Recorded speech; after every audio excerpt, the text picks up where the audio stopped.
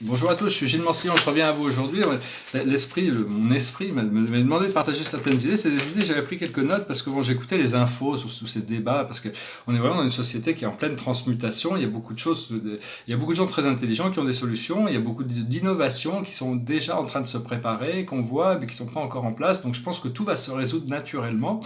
Et donc, il n'y a pas vraiment besoin de s'inquiéter sur les choses. Les choses vont travailler naturellement pour elles-mêmes. En tant qu'artiste, je suis un artiste assez engagé, c'est-à-dire j'ai des points de vue assez, j'ai des idées qui sont assez pointues quand même, qui sont assez idéalistiques aussi, parce que bon, je suis un idéaliste, c'est-à-dire que étant conscient des autres dimensions, des autres civilisations dans l'univers qui vivent dans des paradis où tout le monde peut vivre, où tout le monde a tout, parce que dans ces civilisations, ayant abandonné l'argent, tout le monde peut avoir tout. Il y a plus que, c'est juste une question. Ceux qui sont plus hauts dans l'échelle sociale sont juste là parce qu'ils ont plus de sagesse et ils prennent plus de temps pour enseigner les autres. Les enfants n'ont pas, un peu comme chez Platon, les enfants n'appartiennent pas à leurs parents, ils appartiennent à la société et c'est les sages, les anciens qui éduquent les enfants. Platon avait déjà un peu une vision d'un modèle de société qui était assez un peu galactique. Mais c'était adapté à son temps, hein, donc en essence, je pense qu'il va falloir pas mal remettre les choses à plat, quoi. Il va falloir remettre les choses à plat. Et au niveau des gouvernements, ce ne sont que des idées que je partage. J'espère qu'elles résonneront avec vous, hein, mais l'idée, c'est qu'il va falloir décentraliser beaucoup, hein, donner plus de pouvoir aux communautés locales pour que les communautés arrivent à s'autogérer. Parce que bon, on a tous les villes, les régions, la nation, les continents.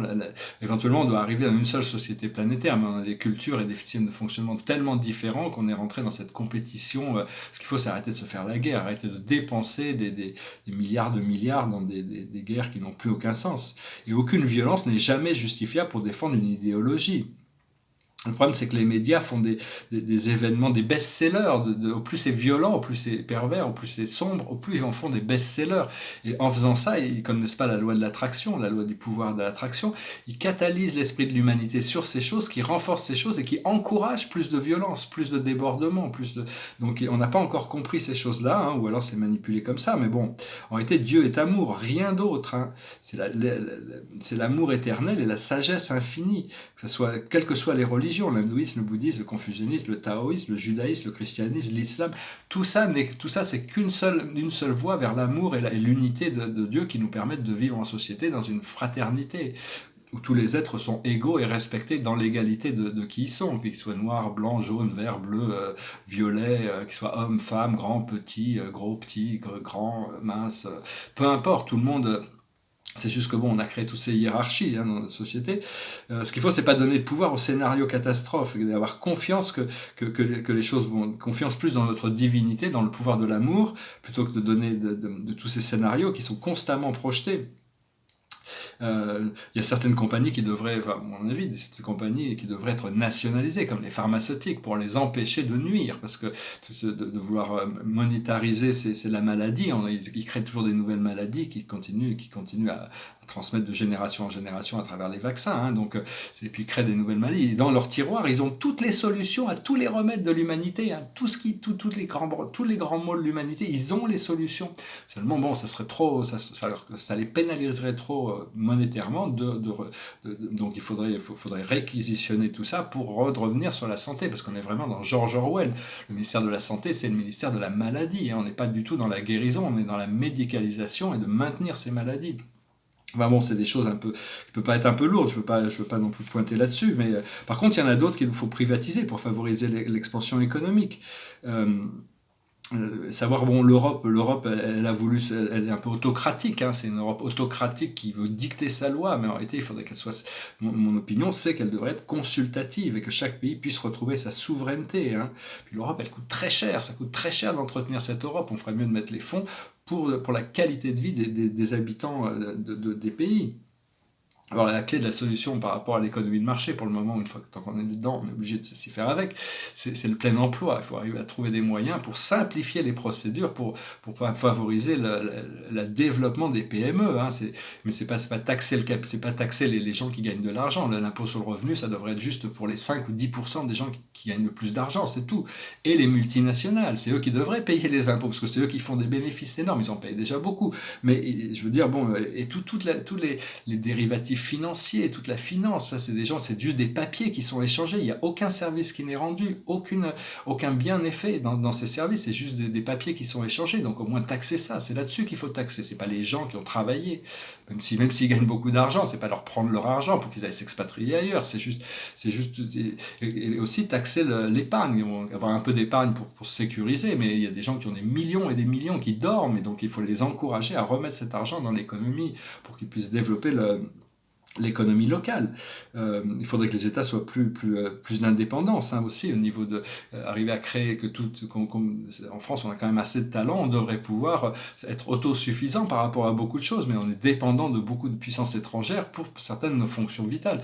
Donc, ça ne veut pas dire que il y a la concurrence, l'agriculture et tout ça, mais enfin on devrait pouvoir quand même avoir une agriculture. Le problème c'est que je regardais, quand on achète des produits, les produits locaux valent 3 fois plus cher que les produits non locaux. C'est pas normal, puisque si c'est locaux, il devait y avoir moins de frais, il n'y a pas les frais de transport déjà, donc pourquoi ça coûte 3 fois plus cher d'acheter des produits locaux que des produits importés? C'est pas normal. Donc on doit pouvoir rétablir, c'est revenir un petit peu sur une balance. Moi, ce que je verrais bien, c'est transformer déjà, pour arriver au plein emploi, c'est transformer déjà enfin, je parle de la France, mais ça peut être n'importe quel pays, c'est transformer le pays en université. Et tout le monde doit être obligé d'apprendre de la naissance à la mort, de s'éduquer. C'est-à-dire que l'éducation, on a une très bonne éducation en France, l'éducation et la médecine gratuite, c'est très très bien. On n'est pas plus mal servi en France. Il y a beaucoup de choses qui sont très très bien par rapport à beaucoup d'autres pays, mais on est très en retard par rapport à beaucoup de choses. D'ailleurs, c'est pointé du doigt, et c'est pas normal qu'on soit si en retard par rapport à d'autres pays, qu'on ait pris tellement de retard. Et là, donc oui, il est vraiment lâché prise sur plein de choses, voilà, donc parce qu'il faut, ouais, bon, parce que la France, en réalité, c'est des pays des droits de l'homme. C'est pas normal que la France soit devenue le plus grand marchand d'armes de la planète, ou un des plus grands marchands d'armes de la planète. Après, on s'étonne qu'il y ait des karmas, mais toutes ces compagnies d'armement devraient être transposées vers la recherche spatiale. Ils ont des technologies, ils ont les moyens. Il y a tout l'univers à découvrir quand même. Il y a des choses, il y a des ressources, même si bon, on n'a pas forcément le droit d'aller piller les autres planètes. On a quand même le droit d'aller explorer. Il y a des ressources qui peuvent se découvrir, rien qu'à grâce à ça. On n'a pas de leçons à donner aux autres non plus, même si au départ, c'est essayer même les pays qui ont d'autres systèmes de fonctionnement, il faut arriver à les assister vers un alignement qui est plus respectueux du bien commun, mais on n'a pas de leçons à donner aux autres, on est toujours un peu moraliste, on a du mal à se regarder soi-même. Donc il faut faire un petit peu moins de compromis avec la morale et l'éthique aussi, parce qu'il y a beaucoup de choses qui sont compromis sur le point de vue de la morale et l'éthique pour le profit. Et donc bon, moi je suis pour le business, j'adore le business, je suis dans le business de l'art, mais pas du business qui fait du mal aux autres, du business qui fait du mal à la planète. La destruction environnementale, la pollution industrielle, et toutes ces technologies qui existent, qu'on pourrait utiliser, qui sont le recyclage de toutes les ordures, pour transformer en électricité. Et pourquoi c'est pas fait? Pourquoi c'est pas en place? C'est complètement... qu'est-ce qu'on fait à continuer à polluer cette planète, Donc vraiment, c'est juste une... et puis bon, il y a ces situations, il y a le Brexit, qui est en train de se passer, on va voir comment ça va se passer. Est-ce que ça va éclater l'Europe, ou est-ce que ça va éclater l'Empire britannique? C'est un moment assez intéressant quand même, via ces ingérences au Venezuela pour reprendre les ressources du Venezuela. Il y a toutes sortes de choses, il y a tous ces gens qui se réveillent en Algérie, qui en ont marre de voir ces familles mafieuses qui dirigent le pays, il y a tous ces réveils, donc bon, c'est chaque pays, parce qu'on ne peut pas imposer un style de démocratie, ça doit passer par un éveil du peuple. Quand le peuple est prêt pour quelque chose, l'État doit s'adapter à ce que le peuple veut. Et en France, c'est pas normal, bon, le peuple a envie de changer, on veut du changement, mais c'est pas normal que l'État soit pas capable de canaliser ça, cette guérilla urbaine dans Paris. Moi, je tolérerais pas ça si j'avais le pouvoir, ça se passerait pas comme ça, de toute manière. Mais enfin bon, pour le moment, on me dit de laisser faire, donc bientôt on va devoir intervenir pour rétablir un petit peu l'équilibre, donc voilà. Je voulais juste venir faire cette petite vidéo, c'était juste pour parler un petit peu de ça. Et bon, il y a plein de choses, il y a plein d'idées. Je vais devoir les mettre par écrit certainement. Il y a dans un livre. Après ça, bon, on verra si ceux qui sont adaptés. Mais j'ai pas non plus d'ambition politique personnelle. C'est pas des choses. Moi, je suis dans mon art, je suis dans ma peinture, je suis dans des choses simples de la vie. Mais enfin, il y a une nécessité quand même de trouver un équilibre, trouver des systèmes de fonctionnement, peut-être gérer les choses par des conseils, avoir des conseils, savoir que les gens les plus sages nous dirigent. Je suis platoniste. théoriciens, c'est-à-dire que les gens les plus sages parmi nous, mais c'est pas parce que quelqu'un a fait des écoles, a appris toutes ces vieilles écoles d'administration, nous ont amené là où on en est. C'est des gens qui ont ces vieux systèmes ne fonctionnent plus. Les théories, les pratiques du oligarchisme collectif, ça a fonctionné. George Orwell, 1984, ça a fonctionné pendant tout le XXe siècle, mais maintenant c'est fini tout ça. Hein. C'est-à-dire que l'idée c'est que la guerre c'est la paix, l'ignorance c'est la force, et l'esclavage c'est la liberté. Donc une fois les gens ont accepté le double sens, que la santé c'est la maladie, et que la maladie c'est la santé, que le blanc c'est le noir, que la guerre c'est la paix, on peut leur faire croire n'importe quoi, on peut réécrire l'histoire. Tout est basé sur ces philosophies que George Orwell nous révèle en 1948, nous met en garde contre tout ça, et malgré ça l'humanité est partie là-dedans, dans ce programme de tomber amoureux de son bourreau. Hein, et donc on est complètement dans cette société tyrannique, policière, alors qu'en réalité, tous ces gens qui se révoltent, il y a beaucoup de criminels qui sont là pour la criminalité, parce qu'ils aiment ça. Bon, ceux-là, il faut les canaliser. Mais il y a des gens qui sont rentrés dans la criminalité parce que la société est trop injuste. Donc si on arrivait à équilibrer les choses, ou même des groupes de gens qui sont un peu des idéologues un peu farfelus, mais bon, encore une fois, la violence n'est jamais justifiée, mais ces gens ne seraient peut-être pas incités à ça s'ils n'étaient pas opprimés par des forces sombres qui fait qu'alimenter tout ça. Donc voilà, avec ça, bon, j'ai un petit peu alimenté un peu le problème. Je ne veux pas alimenter le problème parce qu'en réalité, toutes ces situations, dès qu'on lâche prise sur tous ces problèmes, on respire et que toutes les choses trouvent leur alignement. C'est-à-dire, il y a toujours cette force supérieure dans la vie qui est prête à ramener l'équilibre, ramener l'ordre, le Dao.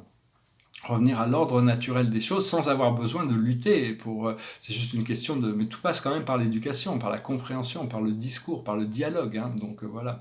Je vais cette vidéo. Je ne sais pas si je vais la mettre en ligne, mais enfin bon, je voulais la faire parce que j'avais pris ces notes.